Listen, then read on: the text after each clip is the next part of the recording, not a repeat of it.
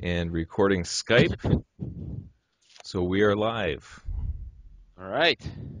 So let's, I guess, kick off the maiden voyage of the Kitchen Bros comic book podcast. Let's hit the music. You probably can't hear this, but it's going on my machine.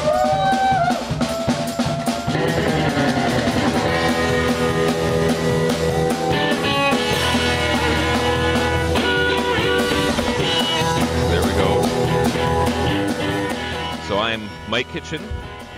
I'm With Blair me is- Kitchen. Oh, I'm Blair Kitchen. And together we are the Kitchen Bros, and this is our comic book podcast. All right. Should you start out by kind of saying what we do, in case people don't know? What do you do? I don't know. Not much. No. Well, comic books, namely the Possum. That's a self-published comic book, and then Yeah, this podcast is sponsored by the Possum. Possum number 5, if I remember right. Possum number 5 on sale now. Get it at www.possumpress.com. Yeah. How about yourself? Doing some Spy Guy comic. Yeah, Spy Guy. Is that also sponsored by Spy Guy number 2 or number 3? When's Number 2. When's number 3 gonna be done? That's a loaded question. So the last thing I got inked is the number, page 2 and 3. Working on that one. I don't know if all the cameras are picking that up, but... Double page spread. So anyways. Yeah. Since this is kind of like our, the equivalent of the Joe Rogan Snowflakes episode, so it's, I figure there's the only way to go from here is up. But I don't know. Want to just talk about what the reason why we did this to begin with? Yeah. Why did we do it, Mike? I did it because Mike said, we're going to do a podcast. Because nothing else was working. Yeah. So the way I see it is just, after years of doing all these comic book things and trying to get attention and trying to get stuff from media reviews, then you realize that with the internet now, we can just do that all ourselves. So, hey, why not give it a shot? It seemed to work with everybody else that I hear that's doing podcasts. It seems to work, so we'll see if it works for a comic book podcast. Because actually, with the Indie Spin Rack guys, I used to listen to those all the time doing the animation day job, and they haven't been doing that much anymore. Oh, no, have they? The last one I saw was from August 2011. So Charlito and Mr. Phil, if you're listening, you got to do another episode. Or come on, the Kitchen Bros. Yeah, maybe we'll have to have them on. Yeah. Well, the other thing that started it out, is because every time we'll sit and talk and ponder about comics and what we're doing and what we should be doing and all this stuff, and we think, damn, we should have recorded that. That would have been a good podcast. So hopefully, we can catch some of that too eventually with the, so it doesn't sound contrived, but we tend to have a lot of conversations about comics. So maybe these will catch a little bit of that, those conversations. We find it interesting anyway. We'll see if everybody else does. Someone's got it. Let us know. Let us know what you want us to talk about. So, yeah. Have you got any good comics lately? What was the last stuff? Oh, gee. Last interesting things you've got. I don't know the numbers. Do I have them? I think I brought them down here. I just went to the store today, actually, and I don't know where I put them. See if this. We'll figure this out later. No, I got the new Glamour Puss today. New Savage Dragon. I haven't read them yet though, so. I haven't either. I just picked them up today as well. Yeah, and I got the new Axe Cop trade paperback. But do you have a copy of that there? I don't. The Axe Cop? I didn't get Axe Cop yet. Oh no, okay. That's beyond my budget right now. I have to go bargain hunting for that one. Yeah, it's upstairs in Jacob's room. He was reading it for bed, so I figured that'll be his copy. No, I was just saying I got the new one because I did a 2-page Possum Axe Cop crossover in that issue, so that I got my kids to write. I have a well, she's 9 now, but 8 years old at the time, and a 6-year-old son, 8-year-old daughter, 6-year-old son. That they wrote it for me, and then I drew it. So it's a little 2-page Possum Axe Cop crossover. Yeah. So hold on one sec. I'm in What I'm trial. what I'm really curious about is to see if you get any sort of feedback from that, because we've done a bunch of other things with Indie Comics Magazine, and you did the awesome anthology. Yeah. What other things? The Oh, geez. Feather Tail review. Yeah, I did two of those feather. You did one Feathertail review. I did a 7 page and a 2 page one. So it's Um, always interesting to see what happens, because the thing I find most interesting about doing the comic book stuff is even if you don't notice any immediate effect, you never know how the comics are going to be passed around, or if people are going to, read it and it gets stuck in the back of their mind and they're looking for more. So it's yeah, really yeah, interesting.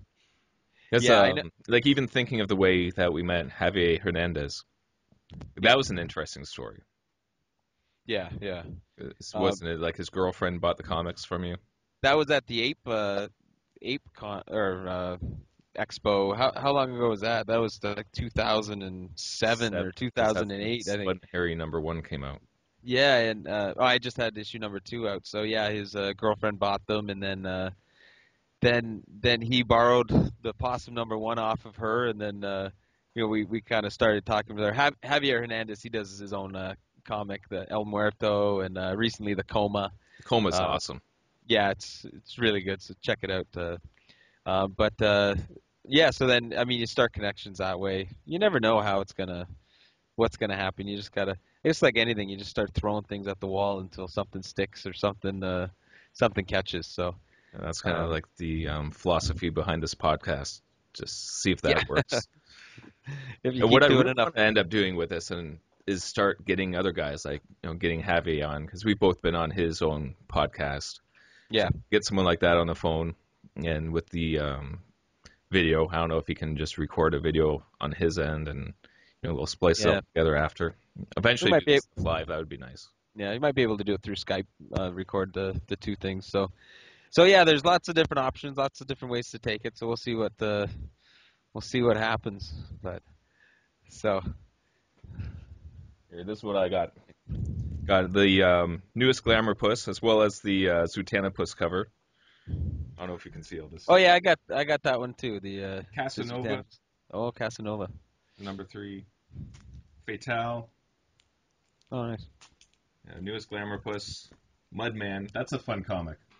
I don't know if I'm getting this on. Is it? I think so. Oh, I was checking that out. Yeah, I haven't actually read one yet, but I love the comics that actually. I'm not sure if this is the audio recording. yeah, I But think so. all the comics that seem like the old fashioned Marvel DC, where it's just a fun kind of superhero romp. It's not too serious. They got Supreme, Oh yeah, I picked up Supreme as well. Good old Eric Alan Moore Larson and issue. Eric Larson. Yeah, Amazing Spider-Man. Like Dan Slott, he's been blowing me away on the Spider-Man stuff. Like I've never been this excited about Spider-Man comics since the old was it 244? Is that the right number with Mr. Hyde and 233, I think. two two 233, 232, something like that. and Savage Dragon? That's Excuse the me. most comics I actually Yeah. bought in months. Yeah, actually, today was good. I haven't actually bought anything for a few weeks, so I actually picked up a fair bit too. So I haven't read them yet, though. I gotta get on that. So I can't comment. I can't review, other than the fancy covers. But that's about it. So so so Anything else you want to talk go about, ahead, or is that it? go Is ahead, that lead the us end of the on. podcast? No, no, it can't be the end yet. We gotta talk about life a little more and managing our time and all that good stuff. Yeah, time management. I That's don't a have that's time to talk about time management. I got a comic to make. a should be making it right now. What are you Yeah. doing? Yeah. No, we yeah, gotta right now I'm on, a 1 a year pace for comics. It seems that's as quick as I can get them done right now, but man, there's got to be a way to get it done more. Actually, Just right. one thing that I thought was interesting is with the different comic artists that have been actually getting into numbers. There was that awesome Doug TenNapel talk Yeah. where they were talking about that, and that was interesting because since both of us work in animation and doing comic books on the side, to hear it from the other perspective, a guy who's been doing comic books and is interested in like the DreamWorks and all that kind of stuff for animation. And then just hearing the different financial sides. And then Faith, she did that Faith Hicks, art. yeah. Yeah, where was she did an article somewhere where she I think it was on her blog. started getting into numbers. Yeah. Anyways, the Yeah, more it's people you talk to, the harder it is, or you realize how hard it is to yeah. Well, try. the funny thing I always get a kick out of with going to conventions and things like that, especially the indie ones, is I can't get over how it's almost like this self-sustaining industry. I find that unless you can break out somehow, um, I just the amount of comic book artists that we all have our other jobs that we're doing. Drawing comics because we love doing it, but at the same time we go to the convention and we're spending our money buying other independent artists comic books. So it's Someone's at the top of the food chain. yeah Who is it? oh gee it's not Jim Lee? judging by hearing the financial stuff. It's not Doug TenNapel or you know Ethan Nicole or Faith Hicks or things like that. I mean, someone's got to be making. Yeah, Jim Lee's making all the money, but he doesn't. He probably doesn't buy a lot of comics himself. So, but it's just one of those things. Like there's mo- I guess because comics are something that fans can make, so it's really easy for people to just make their own comics. So when you go to comic shows and things like that, everyone you talk to is either made a comic or is in the process of making a comic. Um, Well, you're do you know what I finding, mean? Like it's yeah, you're finding yeah, that with everything. Like I know musicians are talking about the same thing, yeah, and like filmmakers are talking about it through YouTube. It's like yeah, everybody's got access to the technology now where you can yeah, do it, but it's yeah, just a matter of, I guess, just honing the craft so that you rise to the top of it. yeah. It's like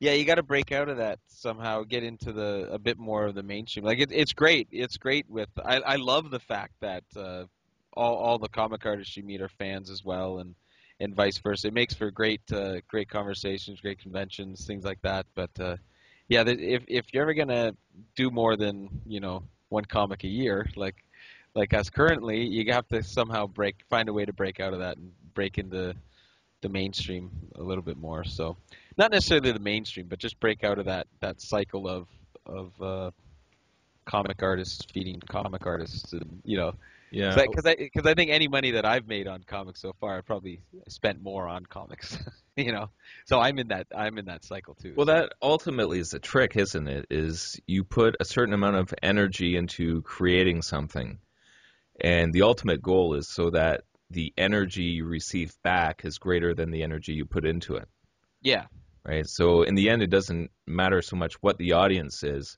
but in order to get a greater energy return, you have to be drawing in people from outside. So it's not just like the self-feeding industry thing like you're talking about, yeah, right? yeah, yeah. Now, how do you do that? You get popular, I guess. You know. Can you do that these days without signing with a We need pub? an economist on the You show, know? Blair. An Yeah. economist or a permaculture specialist. Yeah. Okay. Set it up. Set it up. We'll get Jeff on here with the permaculture. So you Yeah. have some words of wisdom for us? No. Um. Yeah. I don't know. It's just something that every convention I go to fascinates me with that. Just how a good chunk of people that have bought our comics have also done comics or um, different levels of success and whatnot. But but maybe it is that thing. Anyone can get some paper and draw some comics and be a comic artist. So that's same thing with the music. Same thing with everything. There's And various the trick degrees. is So just finding the yeah, 1,000 true fans or the 8,000 people who yeah, like enough to spend $3 or the eight million thousand people so that you half-ass can fans. Yeah, so you can buy your castle and island and stuff yeah, like yeah. that.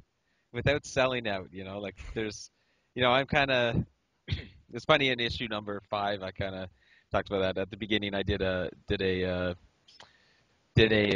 like kind of an essay on why self-published comic books, and I thought it would be interesting to kind of revisit that however many 5 years later or 6 years later. I guess five at the time, years later, and see if my naive view of self-publishing has changed. But So has it? well, well, like I was saying, it has changed in the fact that it's a heck of a lot harder than what I had imagined.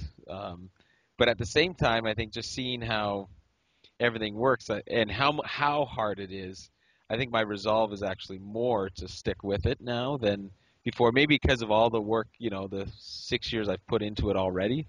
I don't just want to give that away. Um, so yeah, so the resolve is a bit more for sure. I think. I don't know. How about yourself? How have your views changed from when you started to when to now? Because you started even earlier than me making them. So you've been doing it for a Yeah. while now. I don't think anything's changed. Just being such a Dave Sim fan, and being from the Dave Sim School of Art. So I think I kind of had it in my head going into it, Yeah. you know, what I was getting myself into. Yeah. But the biggest difference is just realizing how hard it is, like how unreceptive certain places are, like how hard it is to get into Diamond, especially because in the Yeah. 90s it seemed a lot easier for people. Yeah. Yeah. But then, 2000 on seems to be a lot more difficult to get into places like Diamond. Even small things like with the whole TCAF situation here in Toronto, Yeah. where the last 2 years we haven't even been able to get into that. So we're doing a self-published indie Toronto comic, and we can't get into the Toronto Indie Comic Festival. So Oh, things yeah. like that is something where you just kind of shake your head and um, kind of We question need to things. do autobiography to get into that, and we'll do well with that. Yeah, With the switch to autobio comics. we'll just have Uh, to show up at the show and do a podcast like this. yeah. Yeah. Make use of the time. Well, it's funny too because you think. I mean, you don't want to turn this into like complaining or whatever, but it's just pondering things. Is that like we went the one year at TCAP and we just handed out free comics, Yeah, and a lot of the times we find that you go to a comic store, and I think this is not just inclusive to us, but you talk to a lot of the people with tables there, and if you're making your table costs back, you did all right, yeah, right? So I think on average, probably we might have come out just a little ahead with table costs and things like that. I mean, once you factor into traveling to Comic Con or WonderCon or Ape, like things that we've done. I mean, you lose money on those trips just because of airfare and stuff like that. But we went to TCAF and we're like, you know what? We actually did better because I think we lost a little bit of money at the. We didn't quite make our table costs back the one year we did exhibit there. And so we went there. We just handed out a whole bunch of free comics, and it's like, wow, we actually did better than did better than last year technically. yeah. We didn't So have to work as hard. yeah, and we probably got the same amount of comics into people's hands, Yeah. right? And so I don't know, it's interesting in that way that you know, you know, it's easy to spin your wheels. It seems when you do that. But I think the biggest thing is just that forward momentum, Yeah, just constantly getting the next book out. yeah, If the work you're working on at this point in time isn't connecting, then you realize, okay, well, it's just got to get better. Like figure out yeah, what is it that isn't connecting with people, or what can you do to improve it? How can you draw it to make it more appealing, and looking for any sort of weakness in the art. Like a big thing for me for the last two issues of Spy Guy was trying to get the nighttime scenes and trying to get looser inking and little things like yeah, that. And like I'm noticing a slight improvement on number three, but it's just trying to constantly take the art to the next level yeah, yeah. And and it just staying with it. well, that's the thing. I think too. It's just keep plugging away. Like I have 5 issues done. I think you have 5 issues in total done too, right? Yeah. Um, so it's just already I think we're starting to get taken a little more seriously because of the amount By of who? issues. Well, I think just people in general. They may not be buying our comics, but you hear things that people actually think you're kind of a comic book artist all of a sudden. All of a sudden because you've Yeah, there is a been little doing bit of it that. for. for a while, right?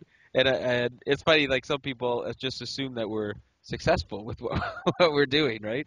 And you're like, oh, if only you knew, if only you knew. But Well, the you funny know, thing is, okay, we get that from other people when we go to shows, mhm. but then it's even funnier when we hear that from people. Yeah, You hear other artists in the same situation where you figure, wow, they're being published by a major publisher. You would think they're going to be doing really well off all their work. And yeah. then you get talking with them and you realize that they're in a similar situation to us. Oh yeah, yeah. It's just a different way of doing it. I don't know if that relates to sales or for it's interesting. I don't know if with a publisher if you'd sell more and just not make you know still not make much money, or if the way we're doing it we're actually selling more because we keep it in print and we keep selling the comics and just constantly like do you know how many early issues you've say with the minis or Spud and Harry, how many issues you've sold of those? I have I no idea. I haven't Yeah, kept. I haven't keep. I'd have to count boxes. Yeah, I know my issue number one boxes are getting a lot less than what I started out with. I haven't counted it though, but it would be interesting to see how many we've actually moved over a 6 year period or I something. can't But afford an accountant. That's yeah, my I know. problem. Yeah, my wife's an artist too. I should have married a A bean counter, mathematician or yeah, something like an that. entrepreneur. Yeah. No, I don't know. I don't think so. But I just gotta make some money to hire one. Well, she does do our taxes, so I can't complain too much with that because it's something I don't want to do. But yeah, it's just interesting. It would be interesting to see how much more. I was also gonna say too, like as we get more comics done, you know, um, as you approach, getting a say a trade paperback to however many issues you want to put in that, or like just different forms and like a bigger library of stuff, how that will change as well. Like at what point is the tipping point? Like where, you know, because I know if you stick with it long enough, I mean, you got to get Oh, to where you're going eventually. But how long? When we're 60? When we're 50? Is it what is was it the name soon? of the guy from Top Shelf that we talked to? Oh, I don't want to say people's names if I got it wrong. Is it Chris? Chris Is that who you Staros. Theros? Is that who you're thinking of? Okay, yeah, remember Yeah. that Okay. was at SPX, and we asked him that how many issues it took for what was that first comic that they did? Not prepared. But and remember, he said it was 5 issues. That's when they Okay. noticed where they started to make profit. Now, how Um, how long did it take them to get those 5 issues done? pretty Is sure it that wasn't 10 years. Yeah? Is that a monthly thing? Like I find with us, I mean, at one comic a year, it's just enough to keep your fan base. Like both of us have like a group of people that it's like it's always nice when you go to a convention and they're there right at the beginning, because they Yeah. want to get the new comic and things like that. Everybody that So buys our comics, thank you. yes, thank you Thank you very so very much. much. Yeah. So but but I find with that gap you also lose some as well. So every year you gain a few, you lose a few, you have the few that are there all the time, which we love. Um, but it just there's not that momentum building. Whereas I know the first 3 issues I did 6 months apart, and there was definite momentum coming. That you could feel something building. But then, it was a year and a bit because we moved, we had a kid, all this stuff happens, work gets busy and all this stuff. So it was like a year and a half before I got the next one done, and you really felt everything kind of grind to a halt. Um, and then we just haven't gotten it back up. But Hmm. eventually it will. Mark my words. One day. Well, that's what As soon as I get my mortgage paid, my kids out of the house, then watch out. Look out. Dave Another Sim 10 years. has talked about that before, where because with comics being a habitual form of entertainment, Yeah. where people instinctively will go to wherever they know there's something new, Yeah. right? It's like the rat in the maze kind of thing, where um, if you know there's going to be a new webcomic on a certain day, well, that's the day you show up. And the moment it's not reliable, then that's when you start having a drop off, Yeah, right? yeah. Like So, I really think I really think the web is the way to attract people. mhm. Now I'm not doing it properly. I know what I should be doing. I'm not doing it properly. Just it's a time thing. Everything's like another full time job to put on your So plate. are you going to release one of your comics online, They're like as a actually web comic, well, I like a would. page Yeah. by page? Yeah, I think I well that's the plan. I think I even though I personally don't prefer reading them that way. I think a lot of people do, and I think that's the way to build an audience because once you start doing that, people can retweet it, people can put it on Facebook, and it's like, if you do it 2 times a week or 3 times a week, I mean that's 2 or 3 times a week. People can you're giving them the option to retweet things, and uh, and that's how things spread. I think you know it just seems people aren't inclined to retweet a blog post, but they're inclined to retweet a comic or maybe this podcast. I don't know, but definitely a comic. I know that. So I don't know. I think, and obviously everything would be in the print because that's what I love. I love print over digital, but I really think it's the way to go. Yeah, I think I didn't want to do it for the First Strike storyline in Spy Guy, like issues 1, 2, and 3. Yeah, But I think for issue number 4, I'm going to do that just as a test, see what yeah, happens. yeah. So that was Here's there's this tweet from Kanan. Uh, he said, "Want people to like your comic? Put a Batman reference in it. Over 200 yeah, likes for yesterday's strip. Average is 3, maybe 4." yeah. Do you see There you that? go. No, I didn't see that actually. I haven't been on Twitter actually today or yesterday. Uh, but I you know thought what? that It's was pretty true. fun. It's true. So that's So, Kanan from occasionalcomics.com. So yeah, he does some amazing stuff. yeah, yeah. Yeah, we'll figure it out one of these days. Yeah. So I don't know. How's it been going? My recorder stopped recording. I hope you're recording this still. Which one? The flip cam? The Evair one Oh, stopped. I yeah, was on. it's still going. Okay, I'm on a trial version, I guess, so it only let me record a bit. So, um, Huh. so there. We'll All get right. these. Well, it's My the flip cam's still going, so we're going strong. well. But Do you yeah. just want to end this one? Well, I'm thinking maybe we should. Well, we got to save something to talk about next one. So, Yeah. but yeah. So Can't so sink how? this thing in the maiden voyage. All right. How are we gonna end this thing? Do you have a fancy ending? Um. Well, we'll just end it with a little more Von Crippen. All right. Sounds good. I don't know how I'm gonna Here, edit this all in. plug your website again. My website is ultras.net. That's ultraist.net. But we'll have links around here. Or I again, I think don't if you even know if Google that. Spy Guy, it comes up first. Or does it come first? No. I'll look that. I don't know. Should look into that. Um, No, there's some math thing that comes up first, but it's number 4 oh, you got to as beat of that today. math thing. You Yeah, just I wait. should put something that says math in there, and I bet I'll go first. But anyways, yeah, if you Google Spy Guy, you'll find Ultra Studios. Okay. And I'm www.possumpress.com, and that's the possum. So check them out, and I'm sure we'll have lots of other links and people to promote and other podcasts. That's for Oh, sure. something else I was thinking is for the Space Expo coming up. Oh yeah, yeah. We got to do a podcast there. We should bring some equipment, even if it's just the flip cams. Yeah. Okay. Let's do it. Okay. We'll. We got the. I It think only took us Seraph and 2 hours will to be. set this this It'll Rube be fine. Goldberg setup. It'll be fun. Yeah, we'll do it. Have Sounds a good. round table, like David Branstetter's Think Indie Oh, thing. that would be a good. Yeah, that would be a good idea. All That'd right, be good. we'll plan it on the drive there. Sausage House. That's the space convention. That's in a couple weeks in Ohio. September is it 21st and 22nd? Is that the Yeah. weekends? My Or is it daughter's 20? 6. Yeah. So yeah, we'll be there. That's always a fun convention. So if you're in Ohio, check it out. If this is up before then. If it's not up before then, It'll be out. about it. It'll be up. Okay.